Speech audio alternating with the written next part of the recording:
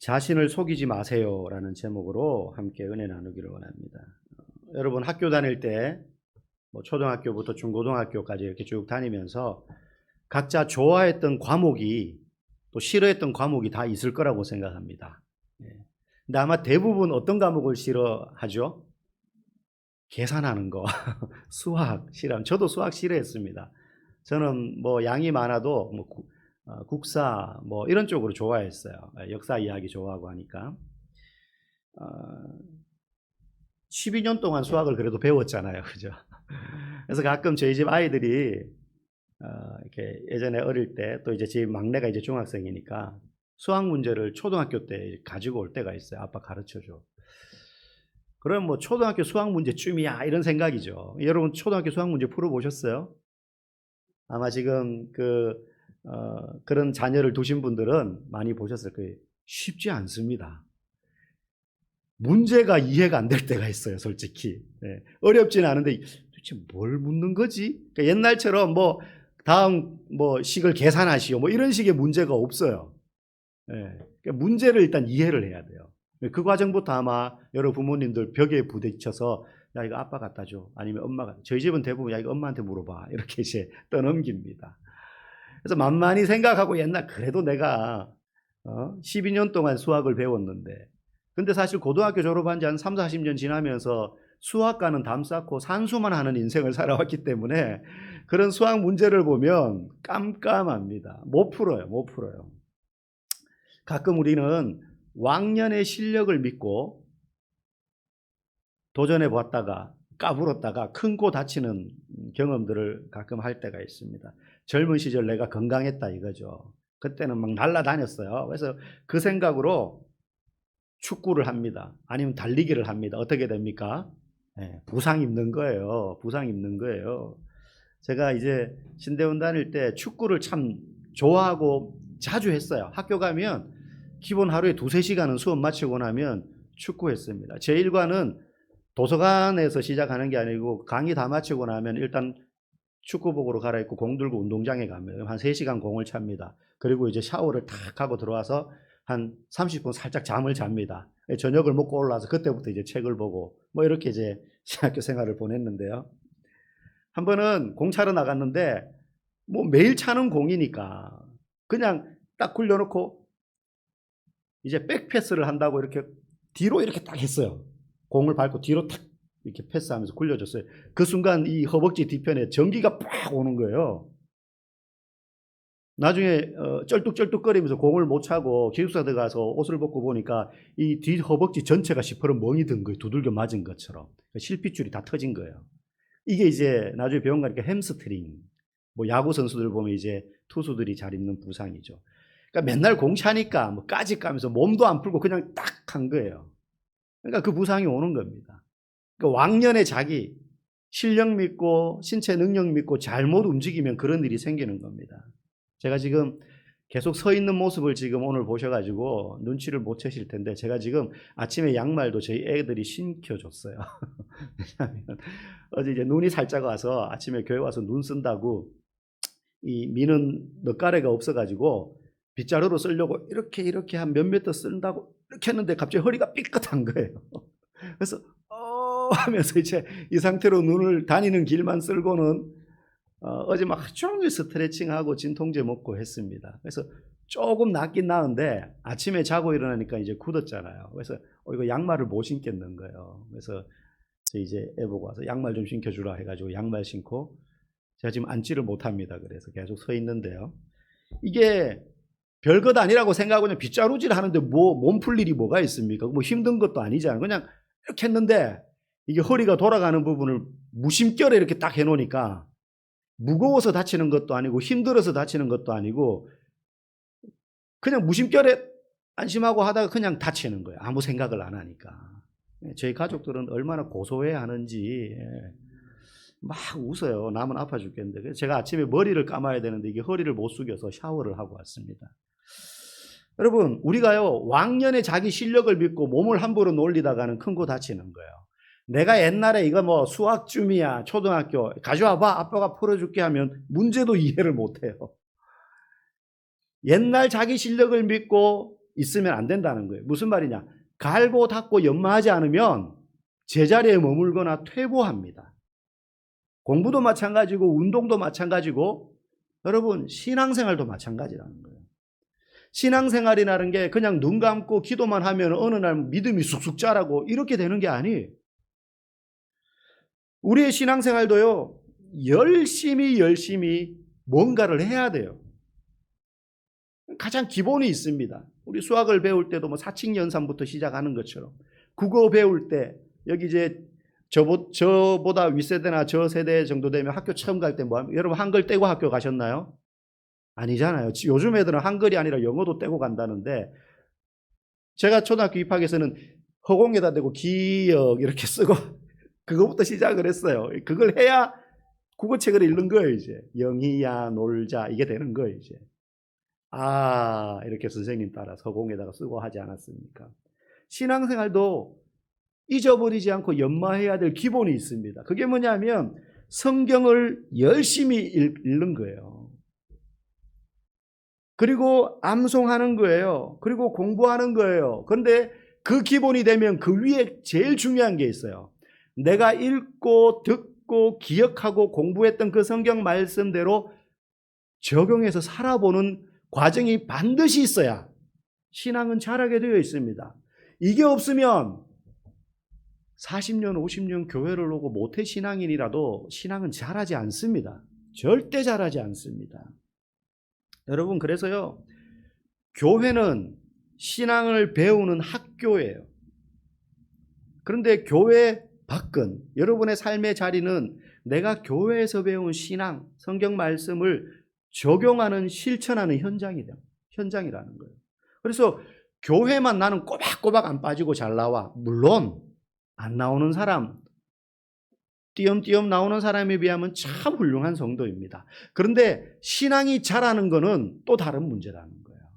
열심히 교회는 나오는데 교회 밖에 가서 내가 교회에 부지런히 나와서 목사님을 통해서 말씀을 들었고 했는데 그 말씀을 나가면서부터 교회 문을 나가는 순간 싹 날려버리고 밖에서 전혀 적용하는 말씀을 실천하는 삶을 살지 않으면 그 사람은 40년 평생 교회 나와도 문턱만 밟는 거야.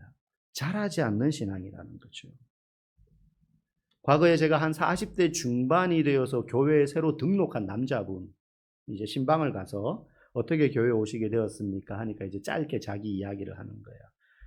보니까 이분이 중학생 때까지 교회를 열심히 다녀요. 중등부 회장까지 했다는 거예요. 중등부 회장. 제가 보통 보니까 중고등부 회장 출신들이 신앙생활을 잘 못해요. 총무 출신들이 신앙생활을 잘합니다. 목사가 되고 이러더라고요. 그래서 회장까지 했는데 나름 열심히 해서 이분이 이제 성경 고사대회도 나가고요. 성경 일독해가지고 교회에서 성도들한테 이제 상 주는 거 막 성경책으로 상도 받고 막 그랬었다면서 과거 이야기를 하시더라고요.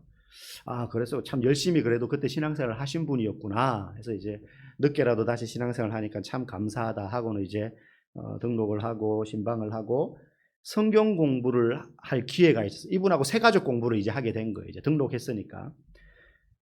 새가족 공부를 하는데 몇 가지 이렇게 자연스럽게 테스트하고자 하는 게 아니라 자연스럽게 복음에 대해서 이야기하면서 뭐 선악과 이야기도 하고 원죄의 이야기도 하고 그런 질문들을 주고받는데 이분이 성경 지식이 딱 25년 전, 30년 전 중학생 그 수준에 딱 머물러 있는 거예요.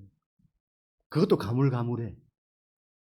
예수님의 12제자 누구 그러면 제가 한 12명 중에 10명 되고 2명 돼보라 그러면 못 돼요. 자, 한번 물어볼까요, 여러분? 고개를 막 이렇게 하시는데 오병이어 그러면 오병이어가 이분이 뭔지 오병이어는 들어봤는데 오병이어가 뭐를 뜻하는지를 모르는 거예요. 오병이어 말은 많이 들었는데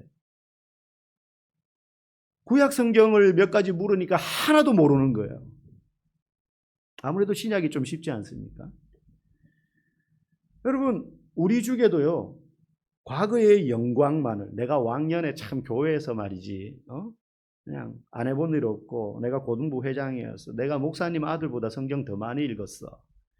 뭐 이런 생각에 지금 신앙생활에 열심을 내지 않고 있다면 그 사람의 신앙은 퇴보하거나 아니면 아무리 좋아도 머물러 있는 정도밖에 안 돼요.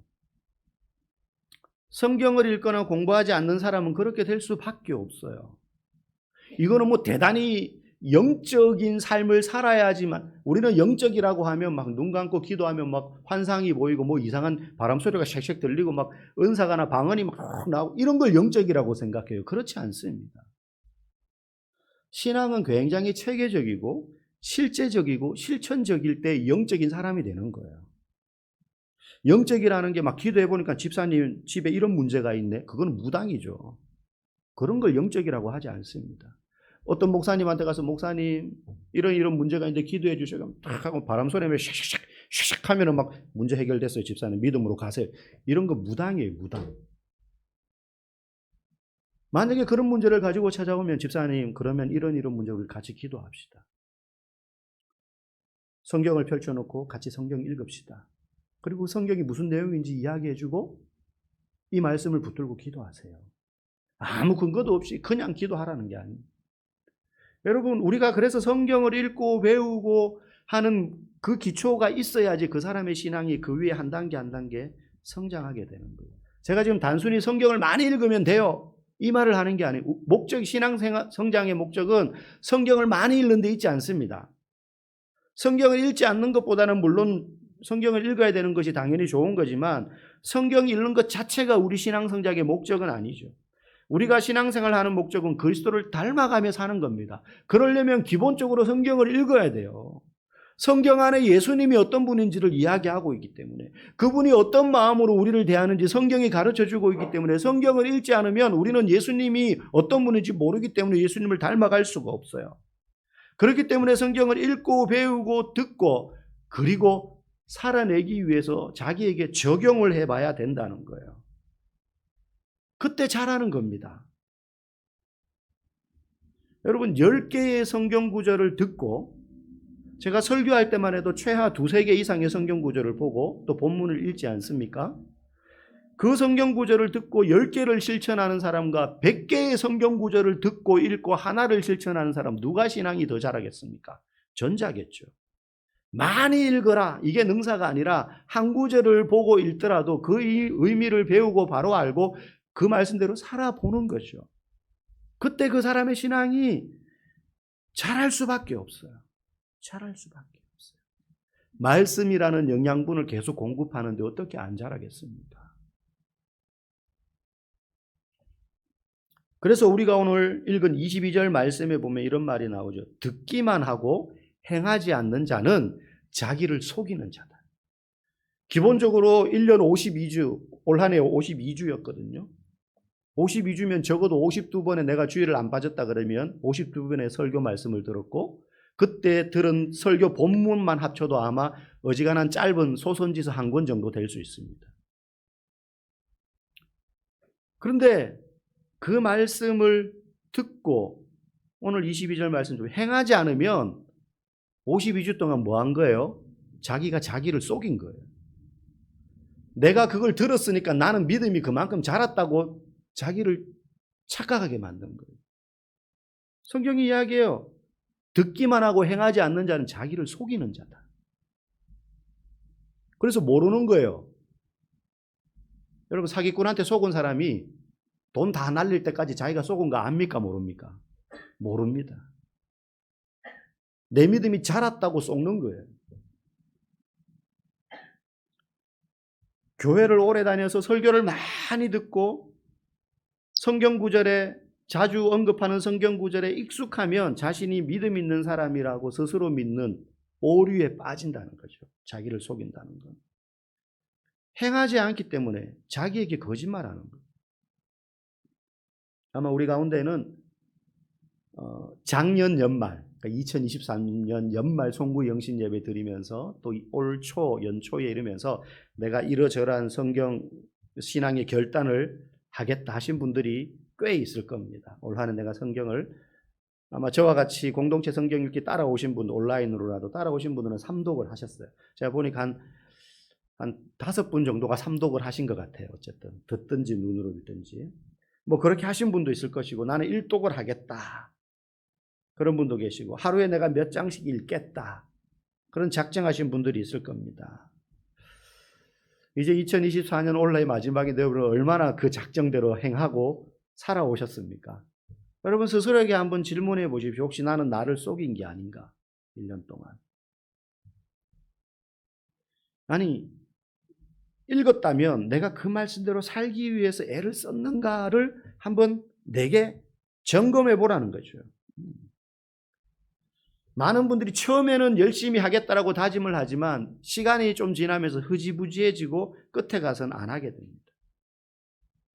이유가 있어요. 처음에는 막 굳은 결심을 가지고 내가 올 한 해는 성경을 이렇게 읽겠다. 내가 매일 기도를 이렇게 하겠다. 하지만 짧게는 작심삼일, 길어봐야 뭐 한 달 하다가 흐지부지 매일 하다가 이틀에 한 번 하게 되고 이틀에 한 번 하다가 일주일에 한 번 하게 되고 그러다가 한 달에 한 번 하고 그냥 이 정도 한 것만 해도 참 대단해. 이미 6개월이 지났으니 내년부터 시작해야지. 뭐 이런.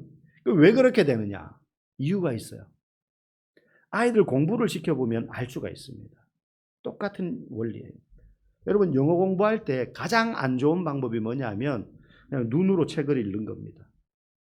눈으로 단어를 외우고 보고 속으로 웅얼웅얼 거리는 거예요.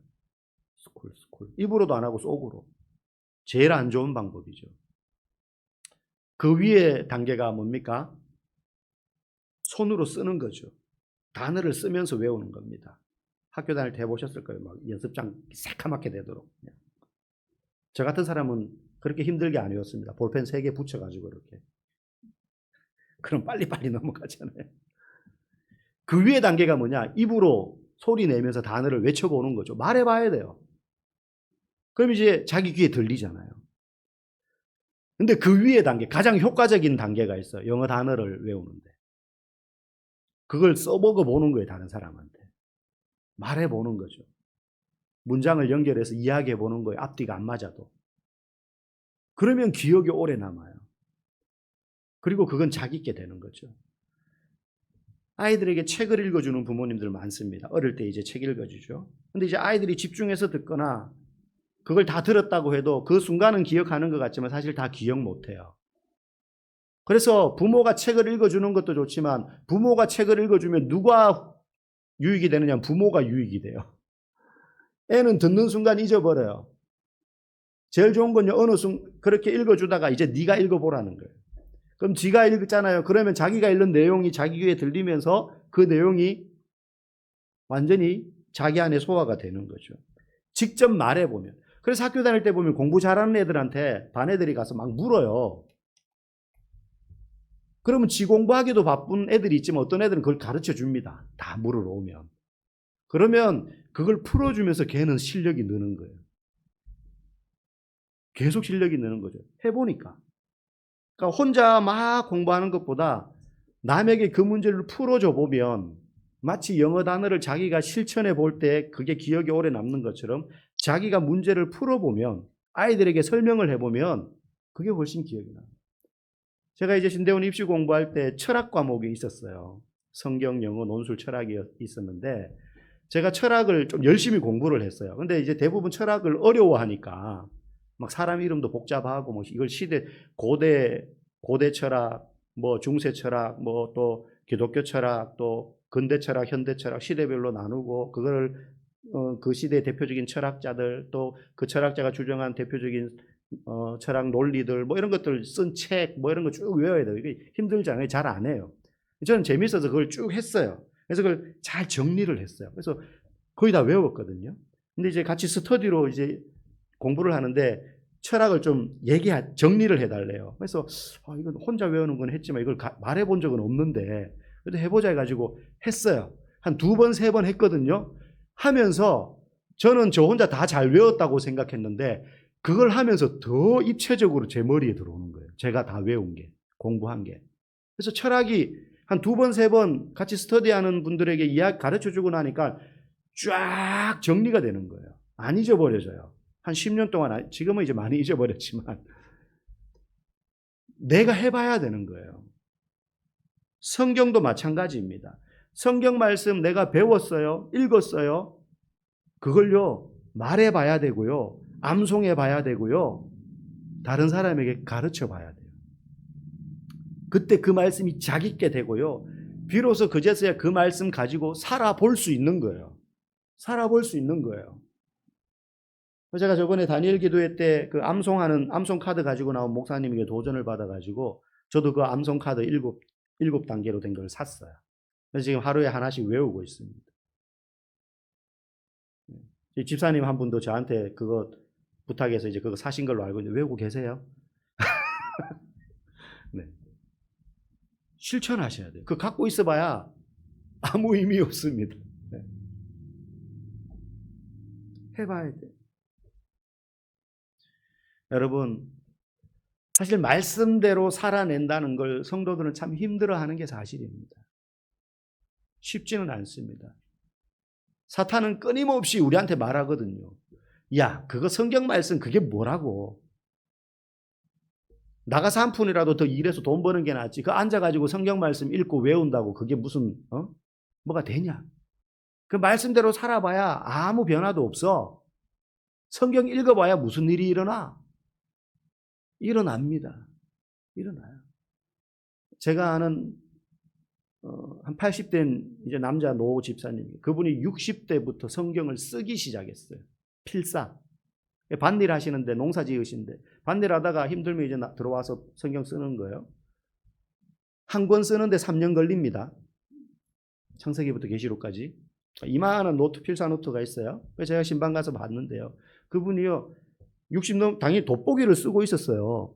근데 성경을 한 권 필사하고 난 다음에 시력이 좋아져가지고 돋보기를 안 써요. 그때 제가 뵀을 때가 70 중반이었거든요. 그분이 3번 썼어요. 성경 전체를. 그분 성경이 우리처럼 좋은 게 아니라 옛날 관주 성경, 세로로 돼 있고 한문 중간중간에 들어있는. 그분이 70이 넘으셨는데 시력이 좋아져가지고 성경 필사하면서 안경을 돋보기를 버렸어요. 저는 지금 돋보기를 쓰거든요. 책 읽을 때. 하나님 저한테도 그런 은혜를 주시면 좋겠다 하는 바람은 있지만, 여러분 말씀을 읽으면 그리고 그 말씀대로 실천하기 위해서 몸부림치는 성도에게는 변화가 찾아옵니다. 그 가장 큰 변화는 신앙이 성숙합니다. 신앙이 성숙해요. 사단은 우리에게 끊임없이 속삭입니다. 그 시간이 아깝다. 그 시간에 잠이라도 더 자라. 그 시간에 네가 하고 싶은 거 해라. 아닙니다. 여러분, 말씀의 능력과 기능을 우리는 확신해야 됩니다. 오늘 23절 말씀에 보면요, 특이한 비유가 나와요. 우리 같이 한번 읽어보겠습니다.